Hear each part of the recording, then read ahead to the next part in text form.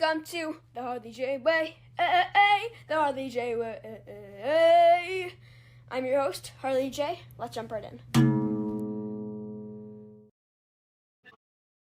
Welcome back, guys. We're here with the incredible Justin Kent. How are you?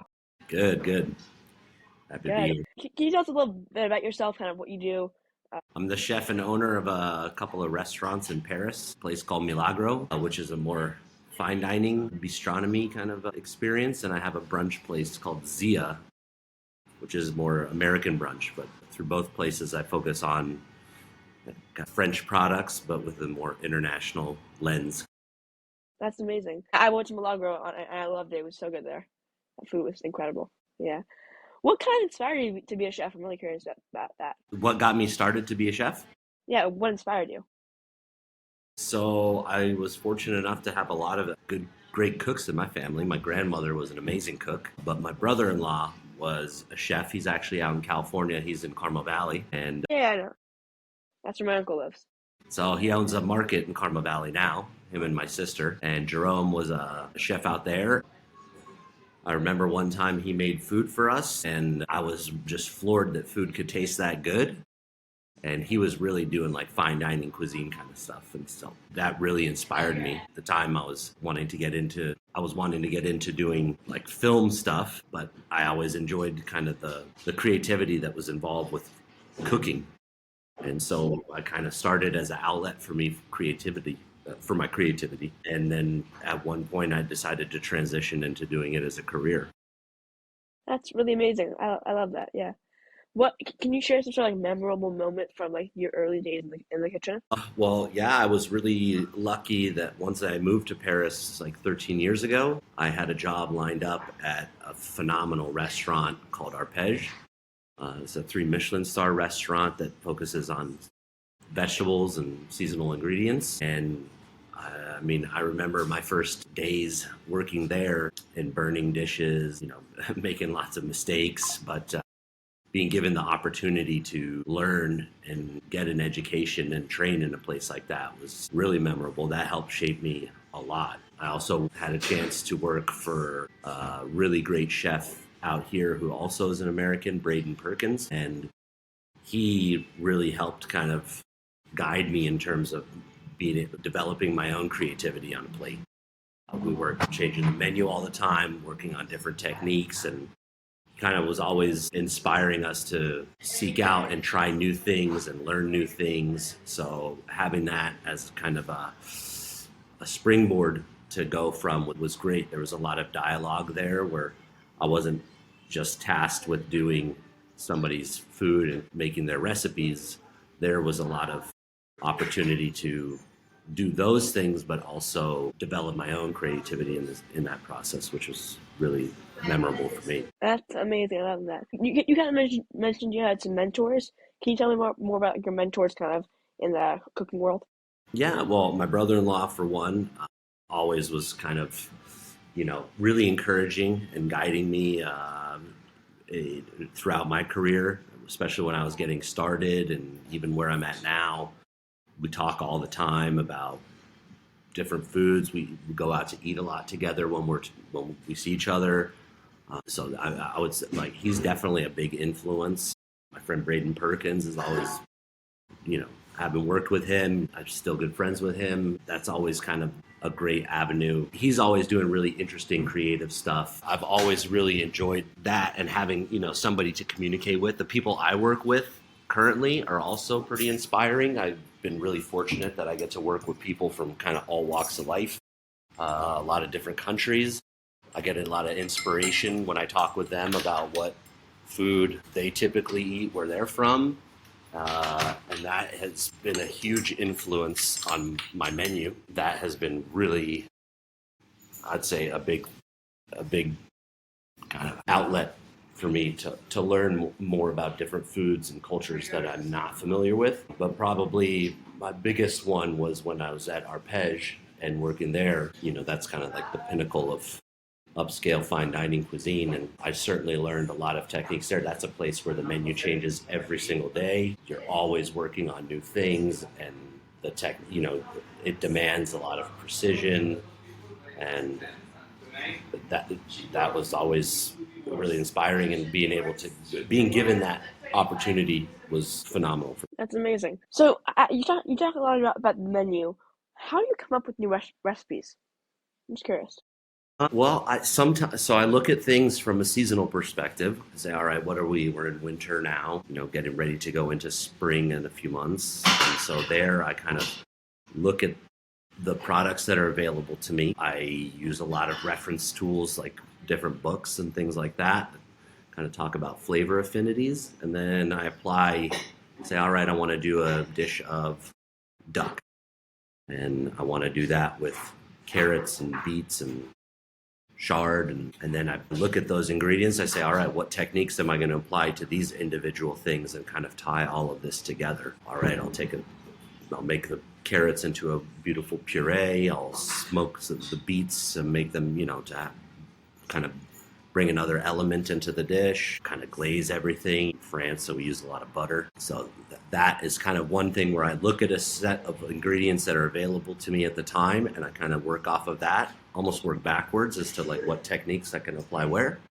Another thing is, looking online. Instagram is really great for seeing like things that people do and getting inspired by that, seeing a new technique, trying that, and then finding a way to, incorporate that into a new dish. I work like one step at a time. I'll learn a technique and then I'll kind of apply a few other ingredients to that so that I can see how things work and start kind of developing the idea for stuff. Trying to work on, like, for example, an elevated tamale, like something that's going to be really light and airy, but with all the same flavors of that. So I kind of pick and choose those flavor profiles that way. And that kind of just comes too from when I'm building a new dish, is like I'm trying to be playful sometimes, or I'm trying to maybe be a little bit more thoughtful as to like an homage to a dish or something. So all of those are kind of like factors and stuff. But I would say like the biggest thing is always going to be what products are in season. And then I try and kind of go off there. So some of it too is trying to have fun. I like incorporating things that you might think are a dessert element, but maybe is an appetizer. And so it's going to be more savory, even though you think it would be a dessert thing. And then same thing, putting vegetables in desserts, I think is always a fun thing for me to do too. Make, if I can get it to work, then I definitely will put that on my menu. I love that. What's like your favorite ingredient to cook with? Like if you could only cook with one ingredient for the rest of your life, or no, if there was just one ingredient that you love, if you were forced to put one ingredient in every dish that you ever made for the rest of your life, what ingredient would it be? Wow, that's a great question. What ingredient would I put on every dish? I feel like it would be a sauce of some kind. We make a really good kind of jus de viande, which is like we take all of the different bones of all of the meats that we have on the menu, and we roast those off, and we make a big stock out of that. We reduce it down with some red wine and some soy sauce, and that is, you can kind of put that on everything. That sounds so good, honestly. So I would say, like, if it was an ingredient, that would have. But if I had to pick like one ingredient that kind of, I would maybe say carrots. Carrots, I think, are pretty versatile. You can do roasted, puree. You have a lot of different things that you could do with carrots, and I find them to be pretty tasty. Yeah, I think I kind of agree with you on that. I think carrots can be used for so many different things. Now I want to pull it back to now 3 ingredients. If you were stranded on a desert island, and you could only only bring 3 ingredients, what would they be? Ooh, I think chicken would be one. Just one second. Oh, sorry, just one second. No. Take your time. My bread is here. Bread would be a good one. Chicken, bread, carrots. There we go. Yeah, chicken, bread, carrots. That's easy. Now I can make sandwiches. I can make roasted chickens. Yeah, that's really smart, honestly. Do you do a lot of if you were on a desert island, what would you bring? Okay, for me, I gotta say, I love doing different types of pasta dishes. Oh yeah. So I would do probably pasta. So just a probably either a penne or spaghetti, just because they're classic. They work with everything. I would probably bring tomatoes because you can make so much with tomatoes. And it's hard. Probably just like just what you're saying, bread. I mean, because with tomatoes and pasta, you can make a pomodoro. You can make a classic kind of marinara. You can, and I mean, if you're on a desert island, you can probably find a bunch of different like food there, so then I could make new dishes, and I could kind of like, I don't know, maybe, and then I could do a tomato sandwich with the tomato, and I could, I mean, I don't know, I could do like a tomato sauce, dipped, and then I could dip bread in it. I mean, there's so many different things that you can do with that. Yeah, that'd be certainly pretty versatile for sure. Yeah. Do you do a lot of experimenting with new kind of techniques and stuff? Yeah, all the time. All the time. I actually just bought a new thing that arrived yesterday that we were goofing off with, which was actually not necessarily it's not something that is typically used in the kitchen, but I bought like a sealer, like a thing that seals plastic bags together. Yeah. And I used that to seal phyllo dough together and made a little like pillow thing. We did that yesterday. I like that. Okay. And then I got a lot of different tools. I got a thing. Some of them I don't use as often as I would like. I've got tools for making pasta.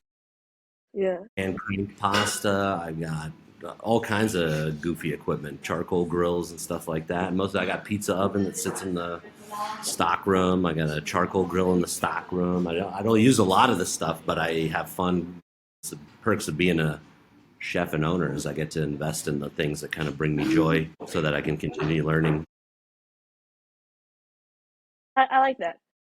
What's like the most challenging part of running a kitchen? It's a lot of hours. It takes a lot of energy. It can be pretty stressful. You're working under a time crunch, you have to think about efficiency. Spaces are always small. When you're working on a budget, you don't have money that allows you to have these huge kitchens necessarily. So our kitchen is pretty small. I think there's certainly some struggles there. But if anything, it's more that it's a lot of hours. You end up, I think, sometimes sacrificing a lot. And there's days where that sacrifice is 100% worth it, and other days where it might not be. Yeah.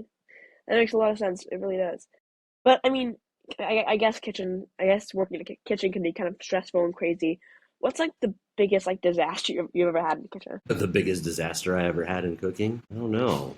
The biggest disaster I ever had in cooking? That's a good question. I mean, I don't know that I've definitely like dropped expensive ingredients or, not been, I feel like there's times where I've accidentally wasted something that was expensive. I think maybe there was one time where I accidentally put the wrong ingredient into something. I was supposed to use one thing and I put the wrong ingredient into it and it completely didn't work. It was absolutely disgusting. So I had to do the whole thing over from scratch. I remember one time I was making something with a pressure cooker and I took the lid off too early. Oh, actually I put the stuff from the pressure cooker into a blender. And when I turned the blender on, it all exploded and it kind of got on my face and stuff like that. So I had a bunch of little burns on my face. That was maybe one. But nothing ever went up in flames, right? What's that? Nothing ever went up in flames, right? No, nothing ever. I've never had any like severe stuff like that. I've had things where you get flare-ups from, say, oil falling on a hot cooking surface and it just flares up, but you just put that out real quick. Yeah. I've got plenty of burns and cuts and stuff like that from my years in the kitchen. Nothing that's severe. I've lost a few tips of fingers. That's about it.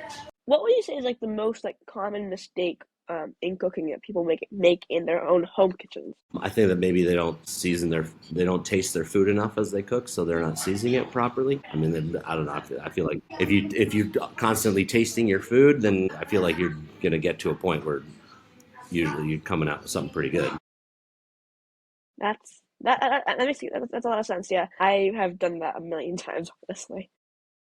And then heat control is probably a big thing too. A lot of people, I think, kind of burn stuff or whatever because they don't monitor things as well as like when we're in a kitchen and I'm here doing a lot of different things. I've got timers. I've got a bunch of different stuff going on. All of that is kind of meant to help facilitate facilitate that I don't drop the ball and forget something and stuff like that so that nothing burns. Sometimes in a kitchen at home, if you're working on just one thing, you're like, oh, well, the recipe says it takes like an hour and a half. I'm going to leave it there for an hour and a half and I'm going to walk away and go watch TV. And so since you're not monitoring all the time, all of a sudden it burns because, you know, you weren't paying attention and maybe you made a mistake on the temperature or something. Yeah, that makes a lot of sense. Now, I'm vegetarian, and I'm just curious, what do you kind of feel about the rise of plant-based and alternative diets? So I love it personally. I mean, I grew up vegetarian myself, and Arpege where I worked, I mean, is known for its focus on vegetables. The chef there took red meat off of his menu in, I think, like 2001, focused applying meat cookery for what he was known for to vegetables. And I thought that was absolutely revolutionary. I love the idea of kind of pushing the envelope when it comes to plant-based foods. I love that. Almost everywhere that I've worked and that I've been inspired by has always had a focus on the seasonal vegetable and fruits aspect of their menus, and proteins are kind of there almost as the secondary, or, you know, it's not necessarily the main star of the show. I work with great proteins because I love having them on my menu and I love eating them myself, but I have always been more, I think, focused on vegetables than anything else. So I love seeing that. Yeah, that's amazing. I love that. And obviously, we have there's crazy diets now, but what do you think about like processed foods versus like real whole ingredients? I mean, I personally try and avoid them when I can. Again, I'm fortunate. I have to make everything from scratch. You know, we make everything from scratch where we're at. So I'm not working with too many processed foods. I eat a lot at the restaurant, so I'm fortunate enough that I don't have a lot of that. You know, I don't have a lot of that stuff at my fingertips. Yeah. I think in terms of like, it's certainly going to be more healthy overall to eat actual vegetables and stuff, and kind of reduce your intake of processed foods for sure. What's your favorite thing on the menu at Milagro or Zia? So at Zia, I do these Dutch baby pancakes, and we do a lot of different kind of fillings on Dutch baby pancakes. I'm from New Mexico originally. I do some New Mexican breakfast burritos there with chili sauce from chilies that I bring back from New Mexico. At Milagro, we have a lot of great kind of fish items. Right now, there's a scalloped dish that we have that's, I think, really beautiful. I've done a few kind of some of the vegetarian options I found were like that we've done here. I've been really proud of. I did one that was like this kind of roasted aubergine, roasted eggplant with confit tomatoes and Parmesan and great sauce, and that was super yummy. That's really good. It's like kind of smoky. That sounds really good.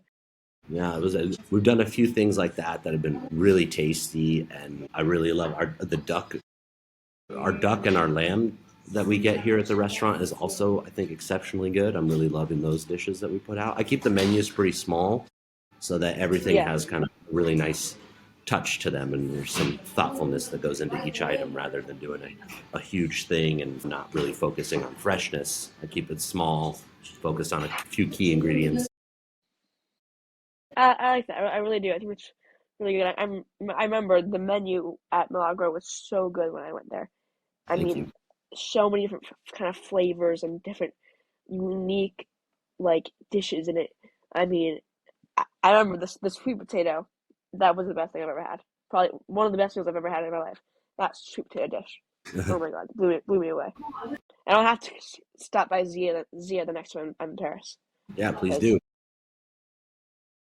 But if you could cook for anyone in the world, like literally anyone in the world, dead or alive, who would it be? My daughter. Oh, it's amazing. I love that. She's over here running around. I remember meeting her there at Milagro. Yeah, that's right. She was here when you were here. Yeah. What's like your kind of guilty pleasure food? Ooh, guilty pleasure food? Yeah. Ice cream, probably. That makes a lot of sense. Yeah.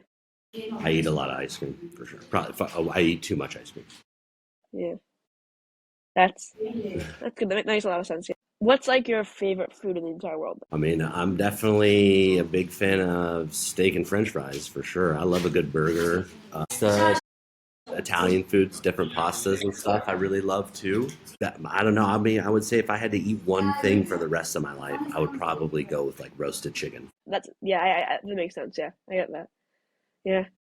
Like, what's like one thing that home chefs can do to improve their skills? Ooh, I mean, I don't know. There's a lot of stuff online that, like, I would say get in there and kind of actually, if you make a mistake, is to like figure out the mistake that you made and learn from it, that always is a huge improvement. But there's so many techniques and like people online doing awesome tutorials on YouTube, and like there's so many different avenues for learning different things when it comes to cooking now.